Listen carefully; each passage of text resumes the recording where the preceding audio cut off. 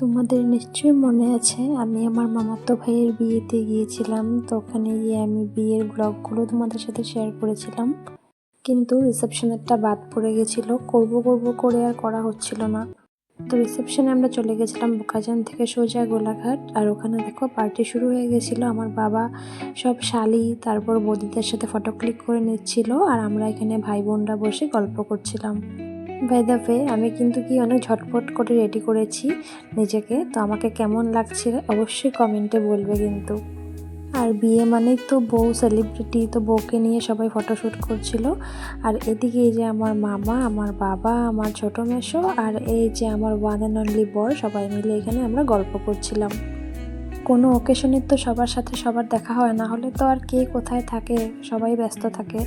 তারপর আমরা তাড়াতাড়ি করে খেতে বসে গেছিলাম, কারণ কি আমরা আবার চলে আসবো রাত্রিবেলা। আর এই যে আমার বড় মামি বাবাকে বলছিল যে লজ্জা করে খাবেন না জানবো। তো আমার বাবা বলছিল যে এইভাবে বললে হবে না, তুমি তো ছেলের মা, তুমি গলায় গামছা নিয়ে বলতে হবে।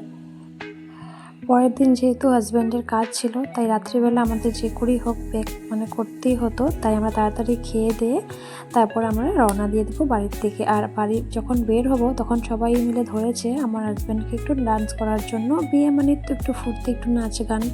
তো ওই যে দেখো বাবা ছেলে মিলে, আমার ছেলে ওর পাপাকে দেখে ও নিজে শুরু করে দিয়েছে ডান্স করতে।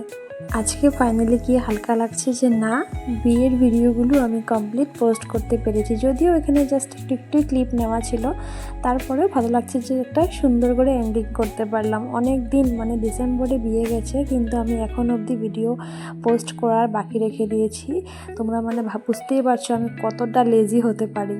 তারপর সবাইকে টাটা বাই বাই করে সুন্দর করে আমরা রাত্রিবেলা রওনা দিয়ে দিয়েছিলাম বাড়ির উদ্দেশ্যে সবাই মিলে। তো ভিডিওটা এই পর্যন্তই ছিল। ভালো লাগলে একটা অবশ্যই লাইক করে দেবে। দেখা হবে নতুন একটা ভিডিওতে। সবাই ভালো থেকো, সুস্থ থেকো, টাটা।